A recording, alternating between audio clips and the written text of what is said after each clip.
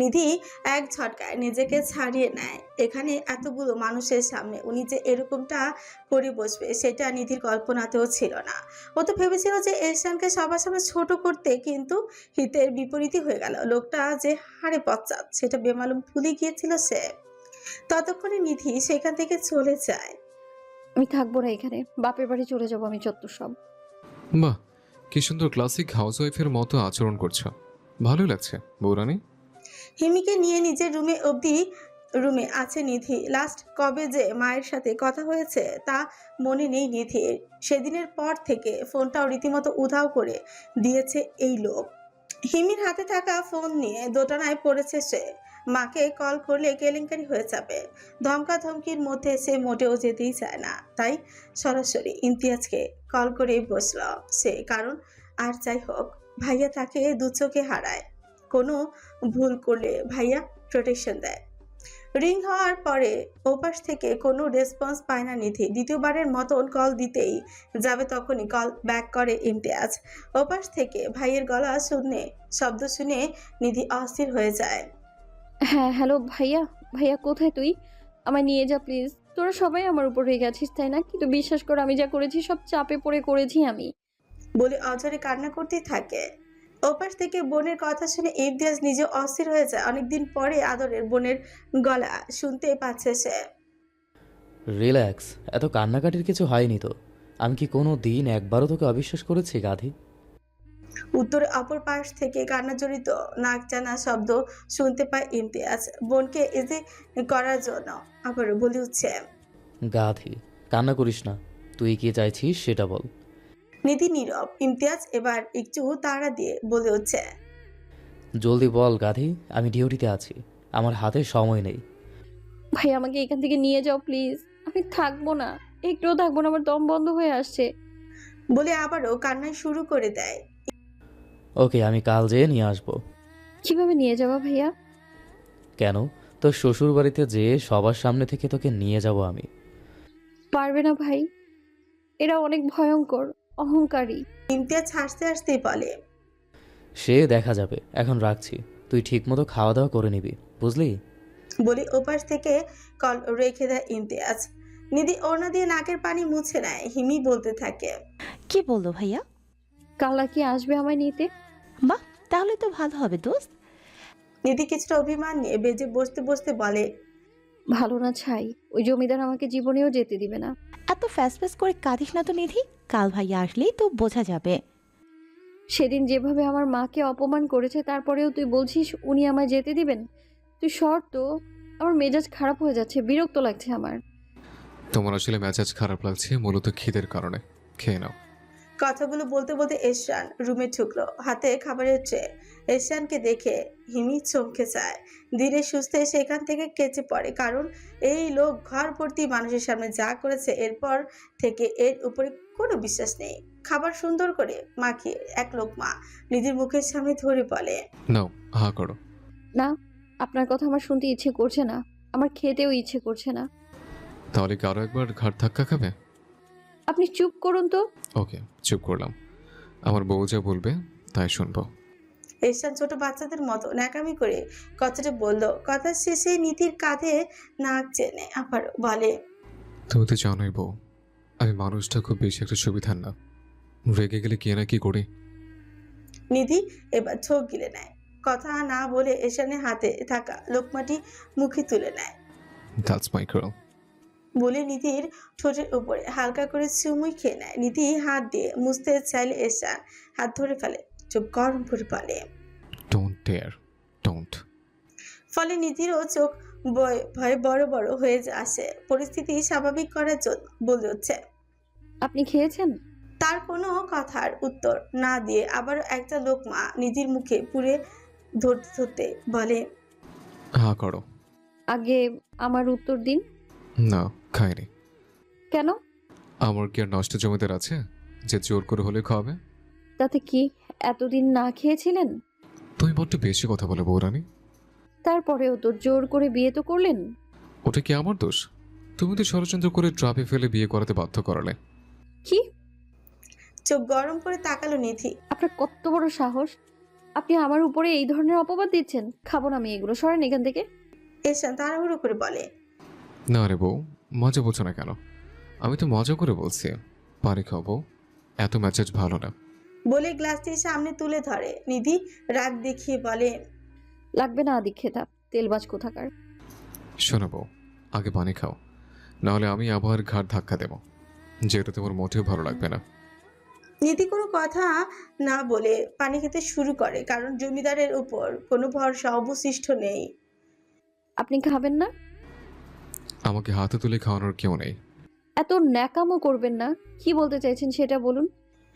এশান কোনো কথা না বলে সরাসরি হা করে, যাতে বুঝায় নিধিকে সে খাইয়ে দিতে বলছে। নিধিও কথা না বাড়িয়ে হাত ধুয়ে এক লোকমা খাবার এশানের মুখে তুলে ধরে। এশান দেরি না করে নিধির হাতে সবগুলো আঙুলি মুখে পড়ে নেয়। এশানের জিহ্বার সাথে নিধির আঙুলগুলো টাচ লাগার সাথে সাথে ধীরে শরীর জুড়ে শিহরণ বয়ে যায়। নিধির কেঁপে উঠে সে মাথা নিচু করে চোখ দুটো খেচে বন্ধ করে ফেলে নিধি। নিধির এমন অবস্থা দেখে এশানের চোখে দুষ্টু মিষ্টি নজর ফুটে উঠছে। মনে মনে বলে, তোমার অনেক ছেদে কখনোই তোমার কাছে যাবো না বৌরানি, তবে হালও ছাড়বো না। একটা সময় পরে তুমি চাইবে, খুব বাজেভাবে চাইবে আমাকে। মিলিয়ে নিও। কি হলো, খাওয়াচ্ছ না কেন? মানে আমার খাওয়া শেষ। এশান নিধির দিকে লোভনীয় দৃষ্টিতে তাকিয়ে বলে। আমি তো খাওয়া শুরুই করলাম না। নিধি ঘন ঘন শ্বাস নিতে নিতে বলে, কি? আমি খাবো, হা করেছি, দাও। কোনো উপায়ন্তর না পেয়ে পুনরায় এশানকে খাইয়ে দিতে লাগলো। পুরোটা সময় নিধির হাতকে টর্চার করতেই সামান্যতম ছাড় দেয়নি সে। কখনো কখনো নখে কামড়ও দিয়েছে সে। এদিকে বেচারি নিধি এর প্রতিবাদ করতে পারেনি, শুধু চোখ খিচে সবটা সহ্য করেই গেছে সে। খাওয়া শেষ হলে সে এশান নিধির মুখ মুছে দিয়ে বলে, এখনকার জন্য এতটুকু এনাফ, পরেরটার জন্য প্রস্তুত হবো বৌরানি। বলে খাবারের ট্রে নিয়ে চলে যায়। দাদিজান ডেকেছেন আমাকে? মুর্শিদা কামরায় প্রবেশ করতে রুহুল কথাটি বলে। তাকে দেখে পালঙ্কের উপর মুর্শিদা বসে আছে, পা চিপছে হাসনা। পান মুখে দিতে দিতে রুহুলের উদ্দেশ্যেই বলে, বসো রাহুল, আমার কথা আছে তোমার সাথে। রুহুল বিনা বাক্যে পাশে একটি চেয়ার টেনে বসে পড়ে। মুর্শিদার মাথায় হাত বুলাতে বুলাতে বলে, বলুন দাদিজান। মুর্শিদা রুহুলের হাত নিজের হাতের ভিতরে পুরে নেয়, পান চিপুতে চিপুতে বলে, রাহুল, তুই আর রাজ্য একে অপরের ঘনিষ্ঠ বন্ধু। ছোট থেকেই তোরা দুজন একসাথে বেড়ে উঠেছিস। আগে তোর সাথে রাজ্যের এক দণ্ডও পড়তো না। একসাথে হলেই তো ও তোকে ধরে মারতো। তারপর যখন তুই দূরে চলে যাতিস, তখন আবার আমার কাছে বায়না ধরতো তোকে এনে দেওয়ার জন্য। আস্তে আস্তে চোখের সামনে বড় হয়ে গেলি, রাজ্যটাও বিয়ে করে নিল। জানতেও পারলাম না। ভেবেছিলাম আবার হাতে এক হাত করে দেব, কিন্তু আল্লাহর কি চিনতে ছিল অন্যটা, তার জন্যই বিয়েটা হলো না। মুর্শিদা খানিকটা নিঃশ্বাস ছেড়ে বলে, তোরও তো বয়স হলো, নিয়ে এবার বিয়েটা কর। একটা পরিবার তো তোরও হওয়া উচিত। রুহুল অপর হাত দিয়ে দাদুজানের হাতে দুটো চেপে চুমু খায়। মলিন হেসে বলে, আপনারাই তো আমার পরিবার দাদিজান, আমার আর তৃতীয় পরিবারের প্রয়োজন নেই। মুর্শিদা মলিন হেসে নেয়, রুহুলের চুলে হাত বুলিয়ে বলে, মেয়ে দেখেছিস? আমি নিজে গিয়ে মেয়ের বাড়িতে প্রস্তাব দিয়ে আসব। আমার এক চোখ তুই আর এক চোখ এরশান। নেই দাদিজান। যেদিন হবে সেদিন বলিস। যার প্রতি উত্তরে রুহুল মাথা চাকিয়ে হাসিচোখ উত্তর দেয়। হঠাৎই দরজা ঠেলে প্রভা এলো, দু কোমরে হাত রেখে রুহুলের দিকে তাকিয়ে বলে, রুহুল ভাই, আপনার না আজকে আমাদের নিয়ে ঘুরতে যাওয়ার কথা ছিল, আপনি যাবেন না? আমি কখনো নিয়ে যেতে চেয়েছি? প্রভা এবার কাঁদো কাঁদো হয়ে বলে, না, কিন্তু আমি তো সেদিন আপনাকে বলেছিলাম, আপনি তো না করলেন না। রাজিও তো হইনি। নানি যান, আমি এই 2 দিন কত আশা করে থাকলাম, আর এখন শুনছি নিয়ে যাবে না। ধুর, ভাল লাগে না। বলেই সেখান থেকে চলে যায় প্রভা। ও যেতেই রুহুল বলে, ওরা ব্যাক করবে কবে দাদিজান? সবসময় কানের কাছে এটা লাগবে ওটা লাগবে বলে ঘ্যান ঘ্যান করে কেন? মুর্শিদা হেসে বলে, প্রভাত যাবে না, তবে আভা আর নূরজাহান চলে যাবে। যাবে না মানে কি? এখানেই ভর্তি হবে। আজব কথা, মানুষ হায়ার স্টাডিজের জন্য দেশের বাইরে যেতে চায়, আর ও কি না পাগল নাকি? মুর্শিদা হেসে উঠছে। পুকুরের ধারে পা ভিজিয়ে বসে আছে প্রভা, মনে তার হাজারো দুঃখ, তাই মনের দুঃখে পানিতে পা নাড়াচ্ছে। পেছন থেকে রুহুল মাথায় গাচ্ছি মেরে পাশে বসে পড়ে। মারেন কেন ভাই? কি করব? তোকে দেখলেই কেন যেন মারতে ইচ্ছে করে। প্রভা ক্লান্ত হয়ে বলে, রুহুল ভাই, একটা কথা বলবো, শুনবেন? বল, শুনছি। আমাকে বিয়ে দিন, এভাবে আর থাকা যায় না। সুকুচকে তাকায় রুহুল, প্রভার দিকে তাকিয়ে বলে। গুড। তা কেমন ছেলে খুঁজবো? প্রভা অবাক হয়ে যায়, কারণ সে যে কথাটি বলেছে তার বিপরীতে রুহুলের এতক্ষণে তার মাথায় আরো দুটো চল লাগিয়ে দেওয়ার কথা, কিন্তু সেখানে সেরকম কিছু বলেনি। তাই সাহস করে বলে, আমার এত ডিমান্ড নেই। এ ধরুন, শান্ত, ভদ্র, বডি ফিটনেস ভালো আর লম্বা হলেই চলবে। বুঝলাম। আরও কিছু ডিমান্ড নেই? কালো, ফর্সা নাকি মিডিয়াম, কোনটা? প্রভা গদগদ হয়ে বলে, ফর্সা তো আমি নিজেই, বর শ্যামলা হলেই হবে। এই ধরুন আপনার মতো, কিংবা আপনার চাইতে আরও একটু চাপা হলেও সমস্যা নেই। এতক্ষণে নিজেকে কন্ট্রোল করে রাখতে পারলেও শেষ কথাটাতে নিজেকে কন্ট্রোল করতে পারছে না রুহুল। হো হো করে হাসতে হাসতে প্রভার মাথায় গাছা মেরে বলে। মেবি ছেলেটাকে আমি দেখেছি। প্রভা একবার চোখ গিলে বলে, আপনি জানেন, চেনেনও নাকি? হ্যাঁ, কেন চিনব না? সেদিনও তো দেখলাম। সেদিনও দেখেছেন মানে? তাহলে কি রুহুল ভাই সবটা জেনে গেছে? সে যে কার কথা বলছে কৌতূহল নিয়ে কিছুটা বলে। বলুন তো কার কথা বলছি। রুহুল মুচকি হাসি দিয়ে বলে, উঁচু, লম্বা, বডি ফিটনেস ভালো, গায়ের রং আমার মতো শ্যামবর্ণ বা তার চেয়ে চাপা হলেও চলবে, এগুলো কার সাথে মিলে যায়? বুঝি না ভেবেছিস? বলুন তো কার সাথে মিলে যায়। উৎসুক হয়ে জিজ্ঞেস করে প্রভা। রুহুল হাসতে হাসতে বলে, কার সাথে আবার? কোবরার সাথে। রুহুলের কথাতে প্রভা তেলে বেগুনি জ্বলে উঠে রাগ দেখিয়ে বলে, আম্মা যা বলতো ঠিকই বলতো। দেখতে চকলেট বয়ের মতো হলেও আপনি আসলেই পদের হাট্টি। বলেই রুহুলের চুল চেনে ফোদর। এই বেয়াদব, দাঁড়া দাঁড়া বলছি, ধরতে পারলে তোর খবর আছে। প্রভা রুহুলের হাত থেকে বাঁচার জন্য লুকোনোর পথ খুঁজছে আর বিড়বিড় করে বলছে, বোঝালাম সাদমানের কথা, আশালা বুঝে কার কথা? কোবরাকে কেন চয়েস করতে যাব আমি? জঘন্য বিষয়। সন্ধ্যা হয়ে এসেছে, হিমি প্রভাকে খুঁজে পাচ্ছে না। এদিকে নিধির কাছে যাওয়ারও সাহস হয়নি তার, তাই নিজের ঘরে ইকরিকে নিয়ে খেলছে সে। ইকরির নখগুলো একটু বড় হয়ে গেছে, যার জন্য মাঝে মাঝে খামচে লাগছে। নিধি এসে এই রুমের দরজা থপ করে বন্ধই করে হাঁপাতে লাগে। হিমি অবাক হয়ে তাকায়। কে রে, এভাবে হাঁপাচ্ছিস কেন? এত কথা বলার সময় নেই হিমু, তাড়াতাড়ি ইকরিকে ব্যাগে তোল, আমাদের পালাতে হবে। এই অসময় পালাবো কিভাবে? এখানে বের হওয়ার জন্য প্রাসাদের দরজা ছাড়া আর দ্বিতীয় কোনো অপশন নেই। এত পাহাড়ের মধ্যে বেরোবি কিভাবে ভাই? এটারও একটা আইডিয়া আছে আমার। সেদিন বিয়ের জন্য যে ডেকোরেশন করেছিল তার বাসি ফুলগুলো নিয়ে যাওয়ার জন্য বড় বড় ঝুড়ি আনা হয়েছে। তুই আর আমি দুজন দুটো ঝুড়িতে উঠলেই কাজ শেষ, বাকি সবটা ফুল পরিষ্কার করার লোকেরাই করবে। ওয়াও, গ্রেট আইডিয়া, কিন্তু ধরা পড়ে গেলে কেলেঙ্কারি হয়ে যাবে নিথু। আরে কিছু হবে না, কেউ টের পাবে না। চল এখন, দেরি করিস না আর। বলে ইকরিকে ব্যাগে তুলে হিমির হাত ধরে চুপি চুপি সরে পড়ে সেখান থেকে গন্তব্য বাসের ঝুড়ি। আশপাশটা ভালো করে খেয়াল করে ওরা কেউ না কেউ দেখতে পেয়ে ফুলের ঝুড়ি থেকে কিছুটা ফুল নামিয়ে তার ভেতরে বসে পড়ে ওরা দুজনেই দুই ঝুড়িতে বসেছে। মাথার উপর দিয়ে ফুল ছড়িয়ে দিয়েছে যাতে কেউ বুঝতে না পারে। মিনিট খানিক পর কয়েকজন লোক এসে ঝুড়িগুলো তুলে নিয়ে যায়। ওদের মধ্যে একজন আরেকজনকে বলতে থাকে।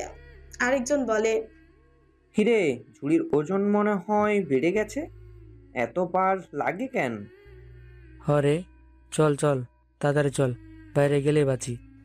সবাই ভাবলো ঝুড়ির ফুল আছে, কিন্তু যেখানে যে জলজন্ত দুটো মানুষ আছে তারা কেউই তা জানাই হলো না।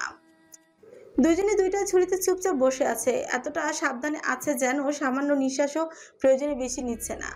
এদিকে লোকগুলো ঝুড়ি নিয়ে আসলে কোথায় যাচ্ছে সেটাও বলা মুশকিল। নিধি তো প্রাসাদের বাইরে বেরোলেই বাজে, বাকিটা নিজেই দেখে নিবে।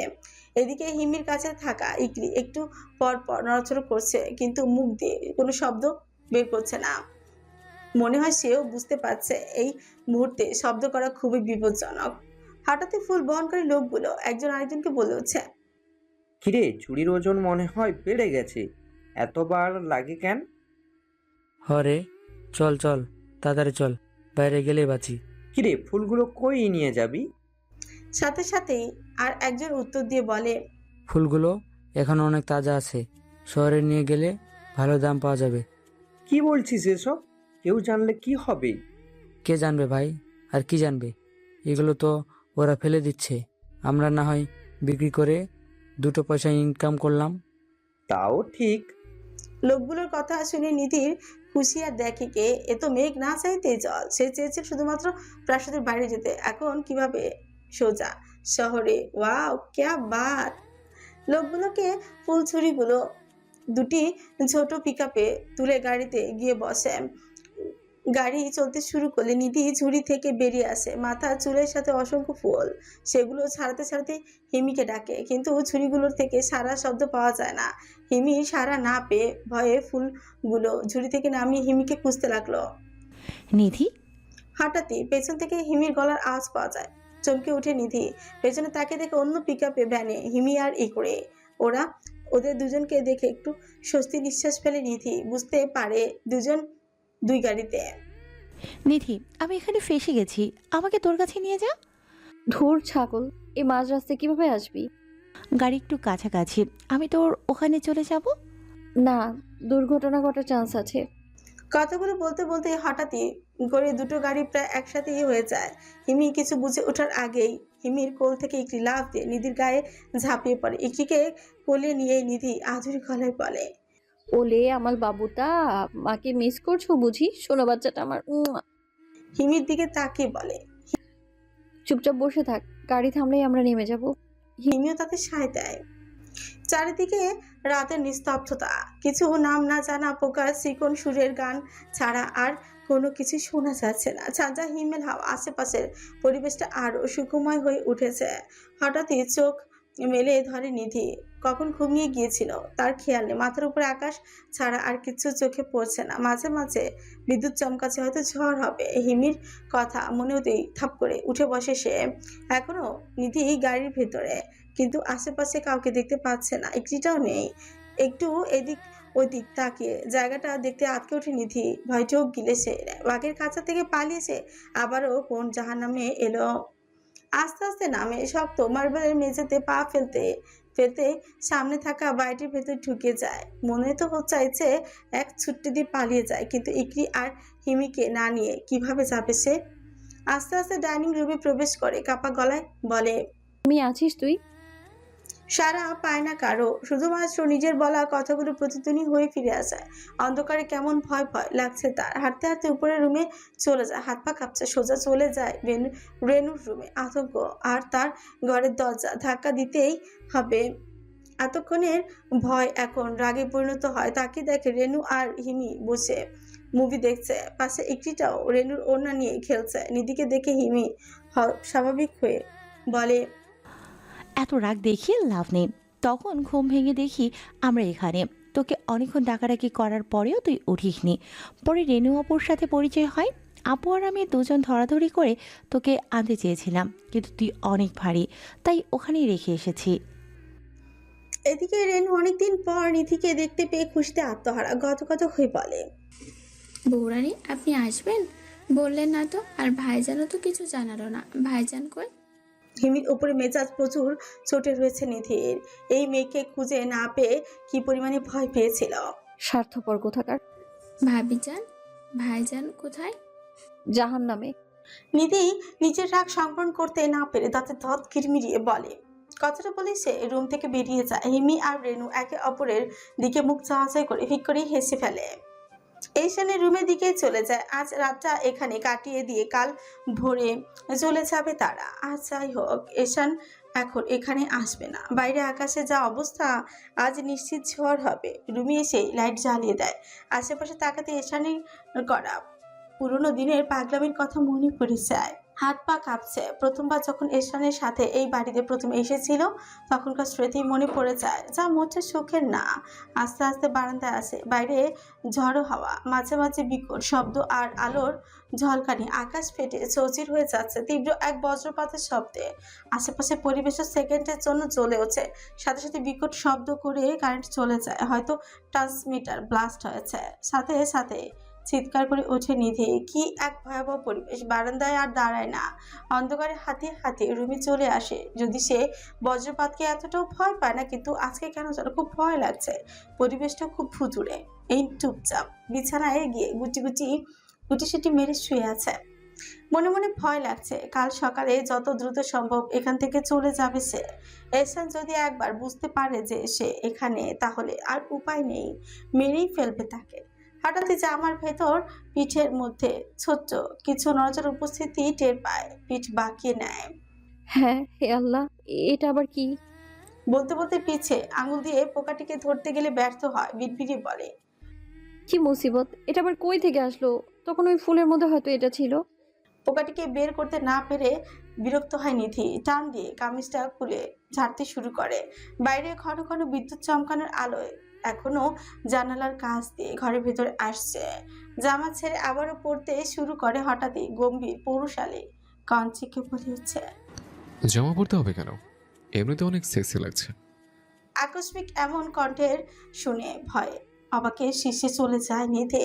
জামাটা বুকের উপর চেপে ধরে, শব্দের উৎস বরাবর তাকায়। পুনরায় বিদ্যুতের ঝলকানিতে এশানের বলিষ্ঠ অবয়বের এক ঝলক দেখতে পায় নিধে। আপনি আপনি এইখানে কেন? এশান এগিয়ে আসতে সারপ্রাইজড? এশান এগিয়ে আসা দেখে নিধি এক পা করে পেছোতে থাকে। সুইটহার্ট, ডু ইউ নো, শীতের রাতে ঝড়ের রাত বুকে ছাড়া থাকা হারাম। আর এহসান খান কখনোই হারাম কাজ করতে পারে না, কারণ হারামই আরাম নেই।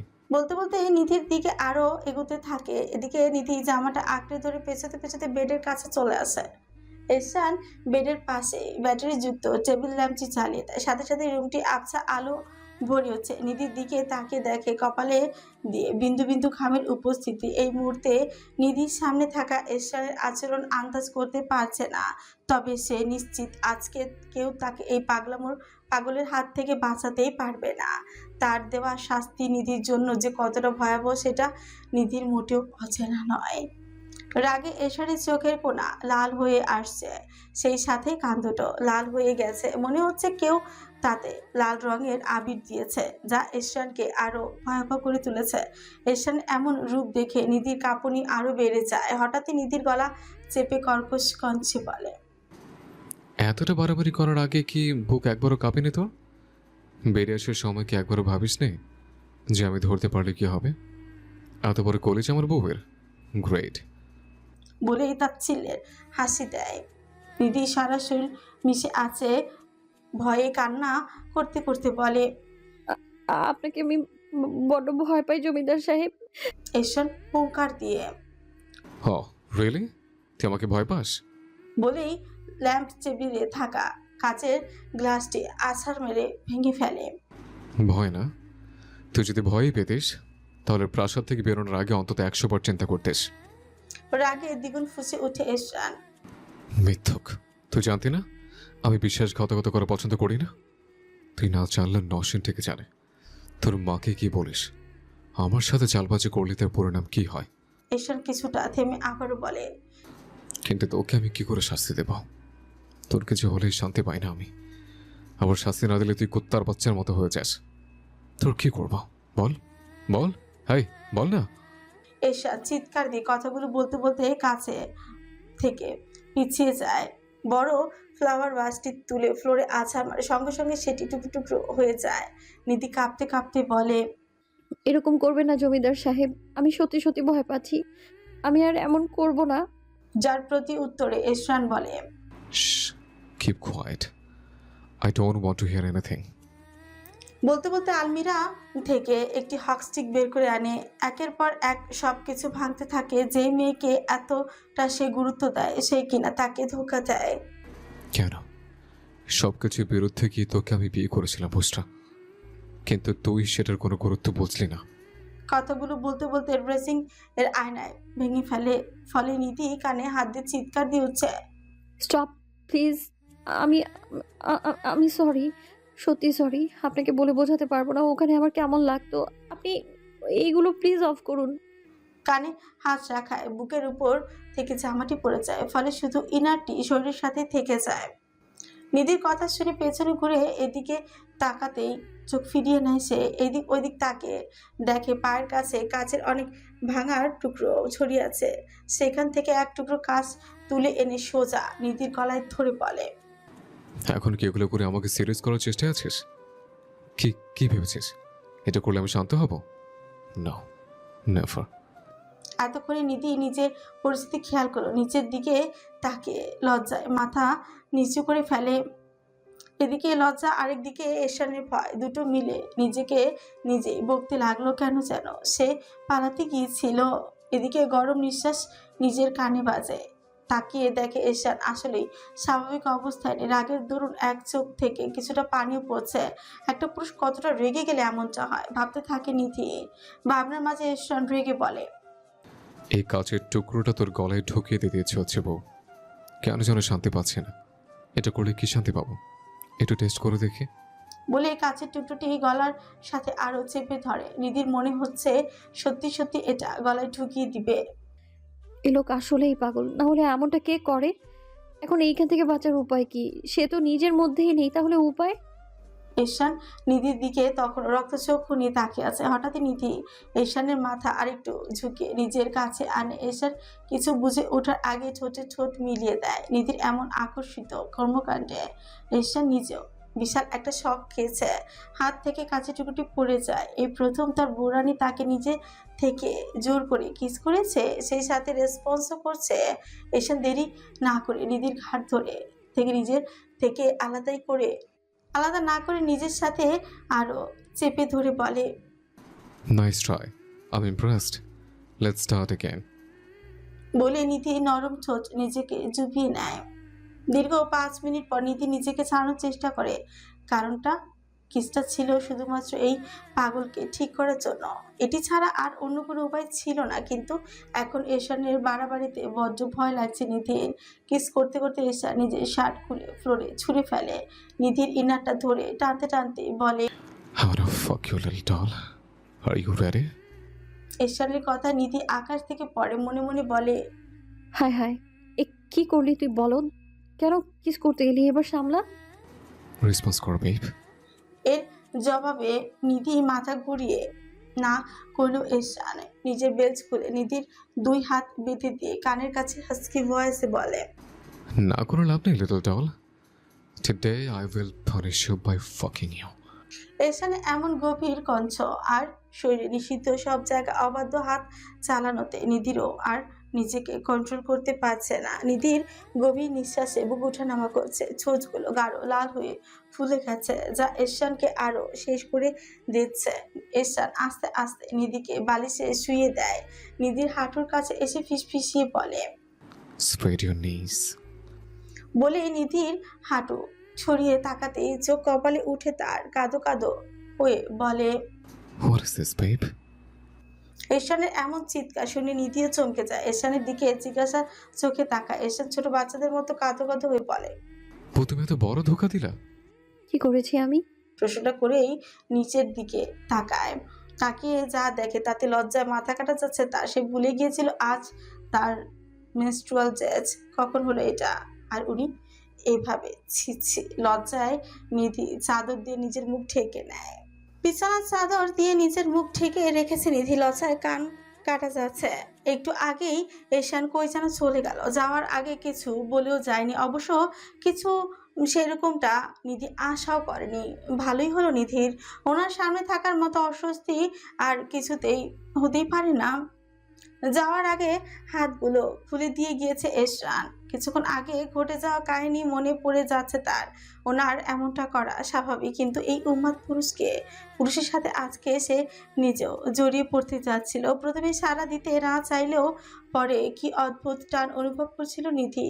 পেটে কেমন যেন প্রজাপতি উড়ে যাচ্ছিল তার। আর শেষে এটা কি হলো? এইভাবে পিরিয়ড হয়ে যাবে সেটা নিধি ভাবতেও পারেনি। ছি, কি লজ্জা। একে তুমি এখনো ড্রেস পরোনি?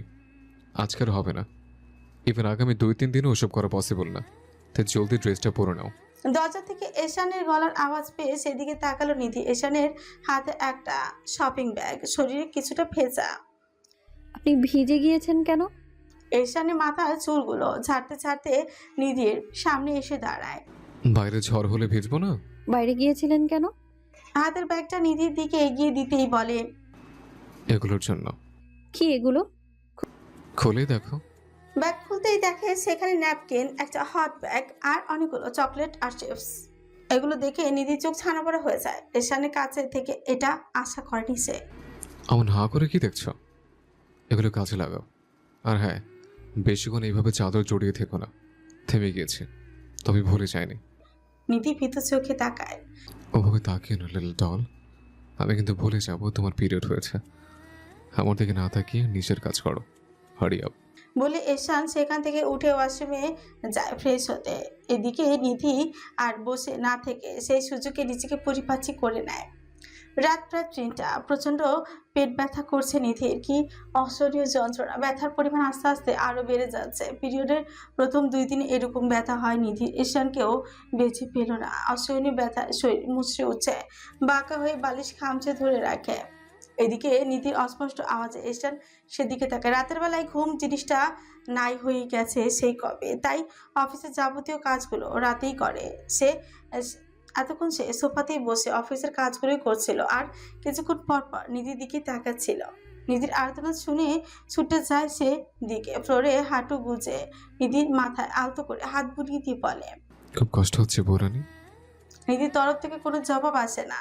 এশান তাকিয়ে দেখে নিধির এক চোখের কোনা দিয়ে পানি গড়িয়ে পড়ছে। ব্যথায় দাঁত দিয়ে ঠোঁট কামড়ে ধরেছে, যা দেখে এশান আরো অস্থির হয়ে যায়। কি করবে বুঝতেই পারে না। বৌরানী, খুব কষ্ট হচ্ছে না? কি করলে কষ্ট কমবে একটু বলো। একবার বলে দেখো, তোমার জমিতে সেটা অবশ্যই করবে। ব্যথা এশানের হাত খামচে ধরে নিধি। খুব কষ্ট হচ্ছে জমিদার সাহেব, আমি নিতে পারছি না। মনে হচ্ছে কেউ পেটের ভেতর ব্লেড দিয়ে কেটে ফেলেছে। বলে শব্দ করে কেঁদে ওঠে নিধি। নিধির ব্যথার বিবরণ শুনে এশানের মুখ শুকিয়ে যায়, চোখগুলোতে স্পষ্ট ব্যথার ছাপ।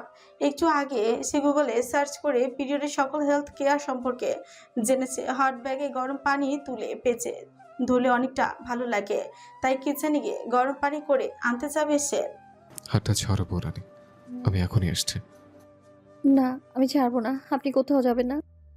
বলে আগের চেয়ে বেশি শক্ত করে চেপে ধরে নিধি। করুণ চাহনি নিধির দিকে তাকিয়ে যাওয়া। রেনুকে কল করবে সেটাও হচ্ছে না। ফোনটা সোফায় রেখে এসেছে, তাই 7-5 না ভেবে চিৎকার করে রেনুকে ডাকে। 2-3 বার ডাকার পর হুড়মুড় করে রুমের বাইরে চলে আসে রেনু। সবে মাসও হিমির সাথে মুভি দেখে ঘুমিয়ে পড়েছিল সে। মাঝরাতে এভাবে এশানের ডাক বেচারি কোনো মতে দৌড়ে এসেছে। চোখগুলো খুলে রাখার যুদ্ধে নেমেছে সে। জি ভাইজান, কি করতে হবে? আমাকে জলদি গরম পানি এনে দিত রেনু, অ্যাজ সুন অ্যাজ পসিবল। ঠিক আছে ভাইজান। এশানে হুকুম করতে দেরি, রেনুর যেতে দেরি হলো না। মিনিট 5 পরে একটা ফ্ল্যাক্সে করে গরম পানি দিয়ে রেনু গেল। এশান গরম পানির হট ব্যাগে তুলে সেটাকে নিধির পেটে ধরে। এদিকে নিধির প্রায় জীবন যায়। কোনো রেসপন্স পায় না এশান। আলতো করে নিধির চিবুকে ধরে বলে, বৌরানী ঠিক হয়ে যাবে, আমি আছি তো। কিছুক্ষণ পর ব্যথা একটু কমে এলে নিধি স্বাভাবিক হয়ে আসে। আলতো চোখে এশানের দিকে তাকায়। How are you feeling now? জবাবে নিধি ছোট্ট করে বলে, ভালো। এশান শুনে যেন প্রাণ ফিরে পেল। কিছু বলার আগে নিধি আবারও বলে, আমি একটু ওয়াশরুমে যাব। ওকে চলো।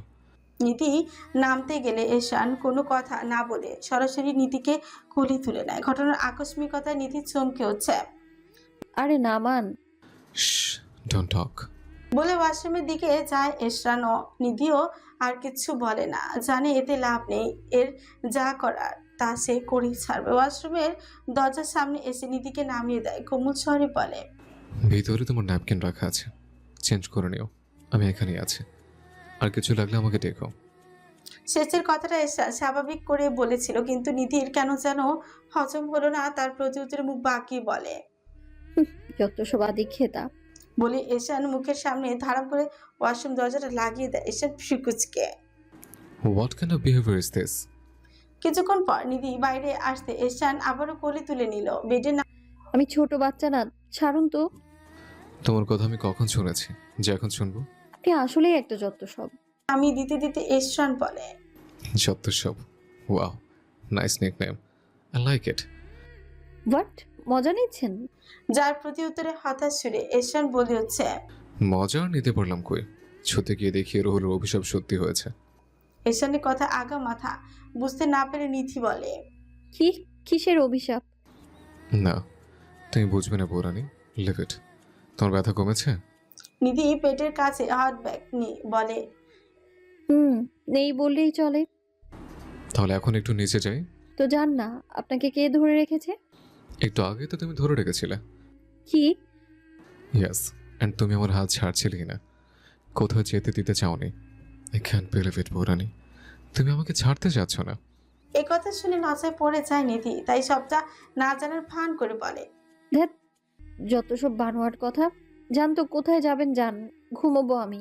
এহসান সন্দেহ চোখে সুকুচকে নিধির দিকে তাকিয়ে বলে, তোমার কি আসলেই কিছু মনে নেই নাকি সবকিছু জেনে শুনে না জানা ভান করে আছো?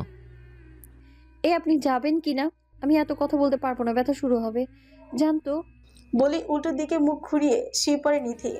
এহসানও আর কথা বাড়ায় না, সোজা চলে যায় কিচেনের দিকে। রাতে বাইরে গিয়ে সে ব্যথা কমানোর জন্য পেন কিলার ওষুধ নিয়ে এসেছে। বলা তো যায় না, আবার কখন না কখন ব্যথা হয়, তাই হালকা কিছু খেয়ে যেন ওষুধটা খেতে পারে। কিচেন অ্যাপ্রনের পরে ফ্রিজ থেকে কিচেন ভেজিটেবল আর ডিম বের করলো। দক্ষ হাতে সুন্দর করে নুডলস বানিয়ে নিল। মন বলছিল এটা তার বৌরানী বেশি পছন্দ করবে, তাই মনের কথা ফেলে দিয়ে এরকম ঝাল ঝাল এক বাটি নুডলস সোজা বানিয়ে নিজের রুমের দিকে পা বাড়ালো। রুমে আসতে দেখে নিধির ব্যথা বেড়ে গিয়েছে, এবার যেন আগের চেয়ে ব্যথার পরিমাণ দ্বিগুণ। বেডে নেতিয়ে যাওয়া শরীরটা ব্যথায় কুকড়ে। এহসান বাটি টেবিলের একপাশে রেখে সোজা নিধিকে জড়িয়ে ধরে। কি হয়েছে বৌরানী, ব্যথা বেড়েছে? একটু নুডলস খাও, তারপর ওষুধ খেলে ব্যথা কমে যাবে। এতে নিধির উত্তর পায় না সে। হালকা শুধু ঘুমানোর আওয়াজ কানে আসে এহসানের। নিধি যেন এবার এহসানের বুকের মধ্যে ঢুকে যেতে চাইছে। প্রচন্ড শক্ত করে এহসানের টি শার্ট খামচে ধরে আছে, বুকের সাথে নিজের নাক চেনে নিচ্ছে। এহসানের পুরুষালে শরীরে গন্ধটি বারবার নিতে চাইছে। মনে হচ্ছে ব্যথার ওষুধ এই পুরুষ শরীরের প্রাণের মধ্যে লুকিয়ে আছে। কি যে শান্তি লাগছে তার। ক্ষণিকের জন্য হলেও ব্যথাটা কমে গিয়েছিল তার। এহসানও কিছুটা বুঝে উঠতে পেরে নিধিকে নিজের বুকের সাথে মিশিয়ে নেয়। নিধি মাথা তুলে এহসানের চোখের দিকে তাকিয়ে বলে, ব্যথা হচ্ছে। বলে চোখ খিচিয়ে নেয়। এখানে ব্যথা হচ্ছে? এহসান আর উপায় না পেয়ে নিধির পেঁচে হাঁস রেখে বলে, দাঁড়াও, আমি কমিয়ে দিচ্ছি। এহসানে এমন ছোঁয়াতে নিধি যেন শকড। বলে নিধি ঠোঁটে ঠোঁট মিলিয়ে দেয়। আলতো ঠোঁটের ছোঁয়া আর শরীরে পুরুষালে হাতের শীতল স্পর্শে নিধি যেন বরফ হয়ে যায়। ব্যথা যেন হাওয়া হয়ে গেছে। তার জীবনের প্রথম পুরুষ এই লোকটি, যার শরীরের ঘ্রাণে নিধি দিনকে দিন মাতাল হয়ে যাচ্ছে। তার হালাল পুরুষের ছোঁয়া এতটা শান্তির হয় কিভাবে? নিধির রেসপন্স না পেয়ে ছোটে হালকা কামড় বসায়, যাতে নিধির বদলে শরীরে যাতে ব্যথার পথে শরীরে প্রজাপতি উড়ে যায়। আর কিছুটা সাহস করে নিধিও রেসপন্স করে। দুজনের ঘন নিঃশ্বাসে আশপাশের পরিবেশটা আরো ভারী হয়ে যায়। প্রায় মিনিট 20 পর নিধিকে আলতো করে ছেড়ে দিয়ে কপালে আর নাকের ডগা চুমু খেয়ে নেয়। নিধির কপালের সামনে আসা চুলগুলো সরিয়ে আহ্লাদের সুরে বলে, এটা শেষ হবে কবে বউ? সময় লাগবে। এহসান ঠোঁট কামড়িয়ে বলে, নিধি সহ্য হয় না, পারছি না তো থাকতে, করবো কবে? কিছুটা লজ্জা পেয়ে এহসানের বুকে মুখ গুজে চুপচাপ শুয়ে থাকে। বাবা, এত লজ্জা? এত রাতে সব লজ্জা হরণ করবো তোমার? এহসানের বুকে কিল বসিয়ে নিধি বলে, বাজে কথা বলবেন না, আমি এখন আপনাকে মেনে নেইনি। ও রিয়েলি? ইয়েস। ওকে দেন, লেট মি সি। বলে নিধি বুকে খাঁচে গভীর নিঃশ্বাস টানে। ফলে নিধিও শিউরে উঠছে। মুহূর্তে গরম নিঃশ্বাস বেরিয়ে আসে তার নিভু নিভু করুণ চোখ বলে, প্লিজ না। এহসান নিধি নাকের সাথে নাক ঘষে ফিচেল হাসে। ফলে দুপাশে ক্যানাইন দাঁতগুলো ঝলকে উঠছে আবছে আলোতে। সেটা সৌন্দর্য আরো বেড়ে গেছে। যতদিন না পর্যন্ত আমি তোমাকে আপন করে পাবো, ততদিন পর্যন্ত তোমাকে এভাবে চালাবো। আপনি আমাকে এত সহজভাবে নেবেন না, বুঝেছেন? আমি কিন্তু এতটাও দুর্বল না। হ্যাঁ, তা তো দেখতেই পাচ্ছি কতটা স্ট্রং। বলেই এসা নিজের চোঁচ কামড়ে উঠছে। নিধি অবাক হয়ে যায়, এই লোকটা তাকে টিচ করতে একটা মুহূর্ত ছাড় করেছে না। আপনি আসলেই বজ্জাত লোক। I know. ভাবলেশীন হয়ে বলে এসরান। নিধির চোখ ছোট ছোট হয়ে আসে হালকা, বাতাসে নিধির চুলগুলো উড়ে যাচ্ছে। শুকিয়ে আসা গোলাপি চোঁচ জোড়া যেন এসরানকে আবার টানছে। মোহিত নয়নে এগিয়ে যেতেই নিধি মুখ সরিয়ে নিয়ে বলে, ক্ষুধা পেয়েছে আমার। আমারও। মোহিত হয়ে বলে এসরান। আপনি না নুডলস বানিয়েছেন, কই টেস্ট করাবেন না? চেতনা ফিরে আসে এসরানে, লাফ দিয়ে উঠে নুডলসের বাচ্চিটা নিধির সামনে ধরে বলে, আজকে তুমি নিজ হাতে খাবে আর আমি তাকিয়ে তাকিয়ে দেখব। নিধি অবাক হয় কিছুটা, কারণ আজ পর্যন্ত প্রতিবারই এসরান নিধিকে খাইয়ে দিয়েছে, আজকেই প্রথম এভাবে খেতে বলছে। নিজের কৌতূহল দমিয়ে রেখে স্পুন দিয়ে একটুখানি নুডলস মুখে দিতে অবাক হয়েছে নিধি। এসরান চিন্তিত হয়ে বলে। Is that good? নিধি কিছুটা ভাব নিয়ে বলে, মোটামুটি, অতটাও খারাপ হয়নি। এশান ফাল ফেলিয়ে তাকিয়ে রয়, কারণ নিজের রান্না কখনো মোটামুটি পর্যায়ে না, সে আরো বেটার কমপ্লিমেন্টস রিজার্ভ করে। মোটামুটি? Are you sure? নিধি খেতে খেতে বলে, এতটাও বাজে হয়নি, মানে খেয়ে বেঁচে থাকার মতো আর কি। এদিকে নিধি মনে মনে গলা ফাটিয়ে বলতে ইচ্ছে করছে, এত স্বাদ খেয়ে। কিন্তু এই লোকের প্রশংসাও করা যাবে না, আবার খারাপ বললেও বজ্র বেমানি হয়ে যাবে, তাই সে এভাবে হালকার উপর ঝাপসা একটা ফুড রিভিউ দিয়ে দিল। এসে তাকিয়ে তাকে নিধির খাওয়া দেখছে, সম্মোহনের দৃষ্টিতে চেয়ে রয়েছে সে দিকে। হালকা ছালে নিধির নাকটা কিছুক্ষণ পরপর ফুলে উঠেছে, মুখের পাশে একটা নুডলসের ছোট টুকরো লেগে আছে, যা তার সৌন্দর্য আরো বাড়িয়ে তুলেছে। একটা মানুষের খাওয়া এত সুন্দর হয় কিভাবে ভেবে পায় না এসরান। আপনি খাবেন না? তুমি তো আমাকে দিচ্ছই না, কিভাবে খাবো? এতক্ষণে নিধির মাথা খোলে কথাটা। হ্যাঁ তাই তো, সেই কখন থেকে এমন একা একা খেয়ে যাচ্ছে সে, পাশে যে একজন বসে আছে সেটা খেয়ালই ছিল না তার। তাই তো ইতস্ততা বোধ নিয়ে ঈশানের সামনে বাচ্চাটা এগিয়ে দিয়ে বলে, নিন। খাবো, তবে এটা না। তাহলে কোনটা? দেখবে কোনটা? দাঁড়াও, দেখাচ্ছে। বলে নিধির মুখে লেগে থাকা নুডলসের চুকচুকগুলো মুখে নিয়ে বলে, এটা। লজ্জায় নিধি বলে, এমনি এমনি তো আর নষ্ট জমিদার বলি না, আপনি আসলেই একটা নষ্ট জমিদার। ভোরের কোমলতা ছাপিয়ে চারিপাশে সূর্যের আলোয় পরিবেশটা ঝলমল করছে। কিচেনে রেনু ব্যস্ত, প্রতিদিনের রান্না বান্না তারা না থাকলেও আজ একটু ভিন্ন সুর। হুজুর বাহাদুর এসেছে, একটু অন্যরকম আয়োজন থাকাটা স্বাভাবিক। হঠাৎই ড্রয়িং রুমে প্রবেশ করে রুহুল, সাথে প্রভাও এসেছে। প্রভাকে আনার কোনো ইচ্ছা ছিল না তার, কিন্তু প্রভা তো নাছোড়বান্দা, যেটা বলেছে সেটা তার চাই চাই। রুহুল সরাসরি রেনুকে জিজ্ঞেস করে, হুজুর বাহাদুর কই? কিচেনে আনমনে কাজ করছিল রেনু। হঠাৎই এমন জিজ্ঞাসা শুনে চমকে যায় খানিক সময়ের জন্য। ভাইজান তো রুমে, এখনো ওঠেনি। আর ভাবি কই রেনু আপা? পাশ থেকে প্রশ্ন করে প্রভা। উনিও ওঠেন নাই, কাল মনে হয় অসুস্থ হয়ে গিয়েছিল। এখন ওনারা ঘুমায়। ঘুমাই মানে কি? আজ আমাদের ফ্লাইট। দাঁড়া, আমি যাচ্ছি। বলে রুহুল দোতলায় পা বাড়ায়। এদিকে প্রভা গুটি গুটি পায়ে রেনুর কাছে এসে পেছন থেকে জড়িয়ে ধরে বলে, রেনু আপা, আজকে একটা কথা রাখবা প্লিজ প্লিজ প্লিজ। রেনু জানে প্রভা অনেক আদরে একটা মেয়ে, এই যে রান্না করতে করতে ঘামে ভিজে গেছে প্রায়, তারপরেও কি সুন্দর জড়িয়ে আবদার করে যাচ্ছে মেয়েটা। ওর বড় বোন আভা যতটা অহংকারী, প্রভা ঠিক ততটাই মাটির মানুষ। এই কারণে মেয়েটাকে এত এত ভালো লাগে। বাড়ির একজন কাজের মেয়ে রেনু, তার পরও কি সুন্দর করে আপু আপু বলে ডাকে মেয়েটা। কি হলো আপু, কি ভাবছো? না কিছু না। বলো না, আমার আবদার রাখবে কি না? ঠিক আছে, বিকালে হালিম রান্না করে দেব, এখন অনেক কাজ, জ্বালিও না। অবাক হয়ে যায় প্রভা। আপু তুমি কিভাবে বুঝলা আমি এটার কথা বলবো? I know magic. এবার ছাড়ো, রান্না করে আজ আবার কলেজ যেতে হবে। প্রভা রেনুর গাল হালকা টিপে বলে, ওকে ওকে, ডু ইউর ডিউটি ডার্লিং। বাইরে থেকে এসে কতক্ষণ ধরে রুহুল দরজা নক করছে, ভেতর থেকে কোনো রেসপন্স নেই। খুব বিরক্ত সে। অন্য কোনো দিন হলে সোজা রুমে চলে যেত, কিন্তু আজকের বিষয়টা আলাদা। ভেতরে নিধি থাকার কারণে চাইলেও সে যেতে পারছে না। বাইরে থেকে দরজা নকের শব্দে ঘুম ভেঙে যায় নিধির। ঠুলু ঠুলু চোখে নিজের অবস্থান বোঝার চেষ্টা করছে সে। মনে হচ্ছে কোনো লতানো গাছ পা থেকে মাথা অতি শক্ত করে পেঁচিয়ে রয়েছে। এশানের বুকে মাথা থাকায় নাক সেই পৌরশালী সুঘ্রাণটা এখনো আসছে। শেষ রাতের দিকে নুডলস খাওয়ার পরে এশানুকে পেইন কিলার খাইয়েছিল, যার ফলে এই একটু শান্তিতে মতো ঘুমাতে পেরেছিল নিধি। দরজা নক করার শব্দ এখনো থামেনি। এশানকে জাগানোর জন্য দুর্বল হাতে বুকে হালকা ধাক্কা দিয়ে, কিন্তু তাতে এশানের কোনো হেলদোল নেই। শেষে নিধি বিরক্ত হয়ে এশানের বুকে জোরে কামড় লাগায়। বুকে তীব্র চিনচিনি ব্যথা অনুভব করে এশান ঘুম ঘুমো চোখে গভীর ভয়েসে এশান বলে উঠছে, আউচ বউ, বাইর দিচ্ছ কেন? এমন হাসকি ভয়েসে নিধির অন্তরে আত্মা কেঁপে ওঠে। নিধি কিছু বলার আগে আবারও দরজা নকের শব্দ, আর সেই সাথে রুহুলের কণ্ঠ ভেসে আসে। এশান নিধিকে চাদর দিয়ে আপাতমস্তক ঠেকে দিয়ে বলে, কামিং। এশান বলতে দেরি, রুহুল আসতে দেরি না। রুহুল রুমে আসলে এশান নিধিকে আরো শক্ত করে জড়িয়ে ধরে বলে, কিরে ডাকিস কেন? জানিস না বিয়ে করলে ঘুম বেড়ে যায়? হোয়াট? হ, তুই তো অবিবাহিত, এসব বুঝবি কিভাবে? বলে চাদরের উপর একটা শব্দ করে কিস করে। রুহুলের দিকে তাকায়। ঈশানের আচরণ রুহুল অবাক হয়ে যায়। হে কোন ঈশানকে দেখছে রুহুল? হে আবার কবে থেকে বইয়ের প্রতি এমন উতলা হয়ে গেছে? রুহুলের নীরবতা দেখে ঈশান পিঞ্চ কেটে বলে, থাক, মন খারাপ করিস না, তোর জন্য পাত্র দেখা শুরু করব।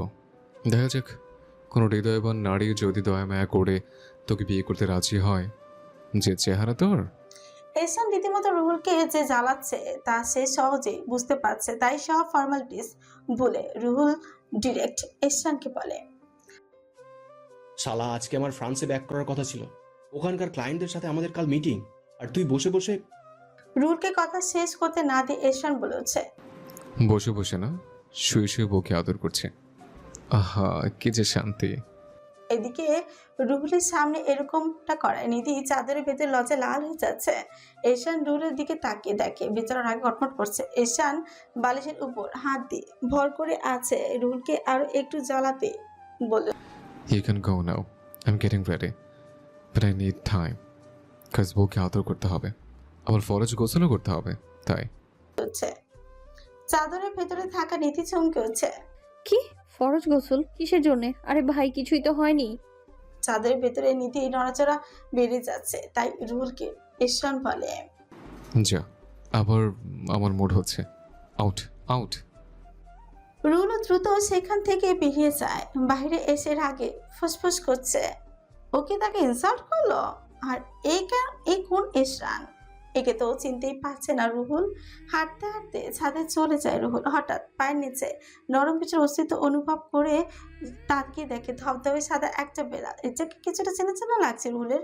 বিড়ালটা এখনো পা ঘষে যাচ্ছে, তাই রুহুল ওটাকে কোলে তুলে নেয়। কিছুক্ষণ আদর করতে করতে একটা দোলনায় বসে পড়ে আনমনি বিড়ালটির শরীরে হাত বুলিয়ে দেয়। হঠাৎই পেছন থেকে হিমি চিৎকার করে বলে, এই এই আমার মেয়েকে ছাড়ুন, দিন আমার কাছে। হিমি তেড়ে এসে রুহুলের হাত থেকে ইকরিকে নিয়ে নিজের কোলে নেয়। আদরে কঞ্চে বলে, বেবি, তোমাকে না বলেছি অপরিচিত কারো কোলে উঠবে না। মাম্মাম সে কখন থেকে তোমাকে খুঁজে যাচ্ছে। রুহুল কিছুটা সময় নিয়ে বলে, মামাম, এই বিড়ালটা কার? কে ওর মা? হিমি দাম্ভিক হয়ে বলে। কে আবার? আমি। হিমির কথা রুহুল নিজের হাসি আটকে রাখতে পারে না।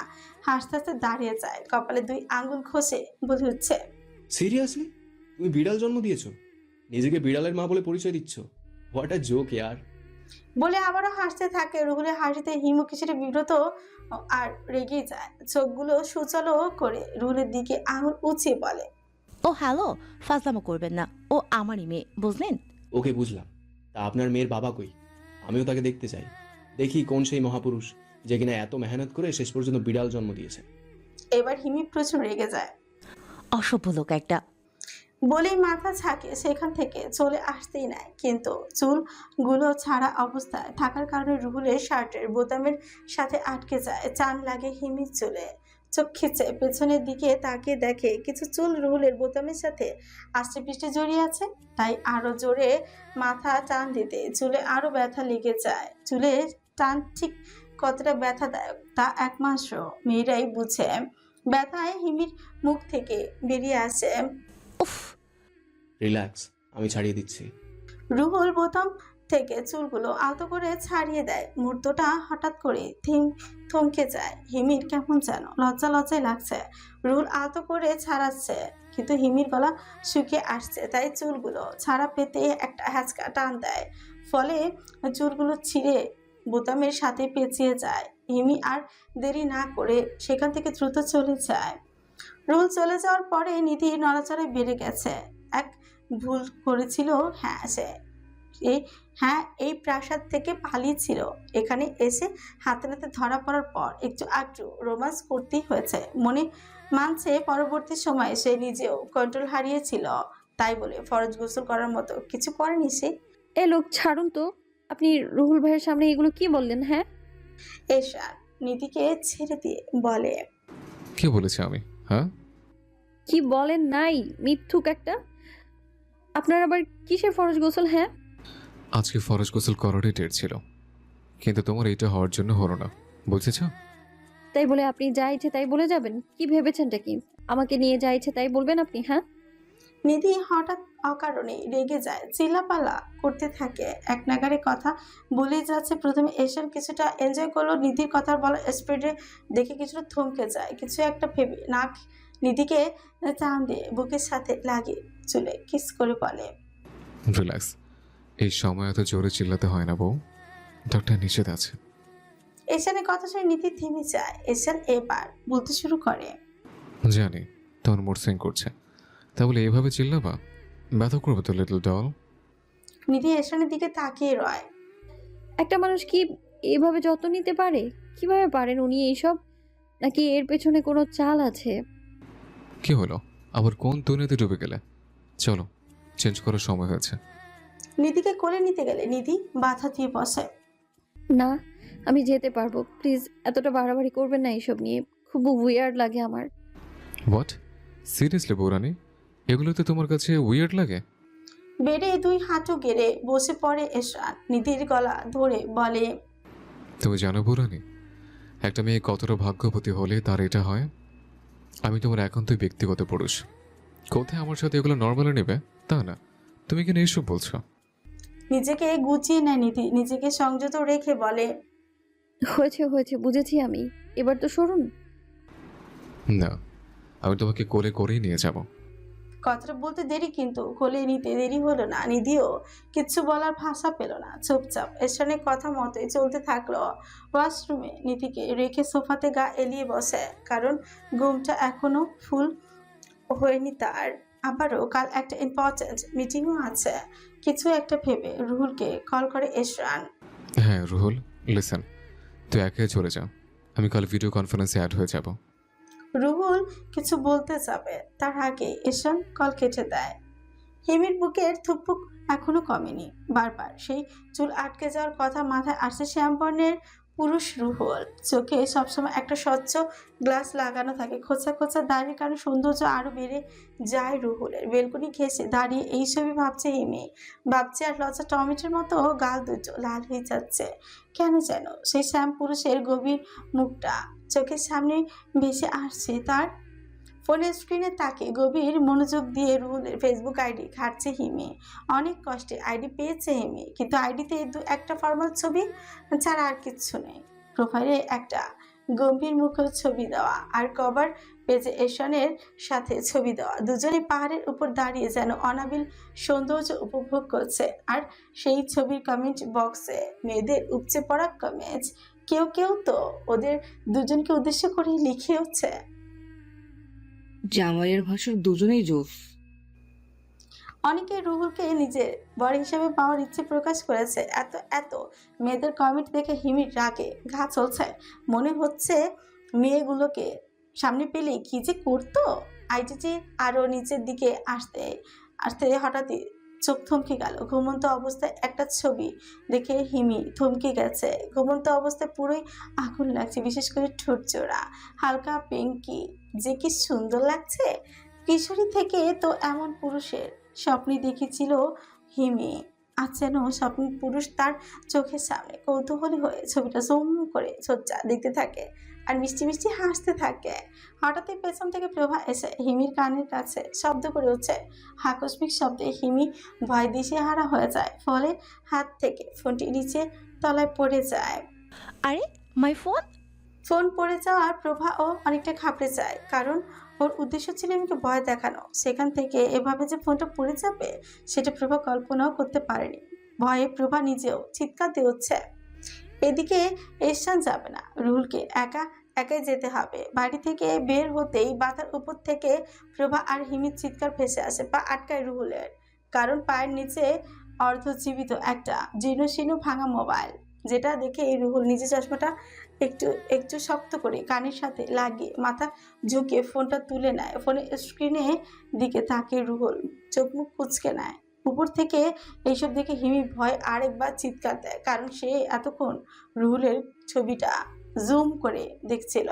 এখন যদি উনি এসব দেখে নেয় তো মান সম্মানে ফালতাই হয়ে যাবে।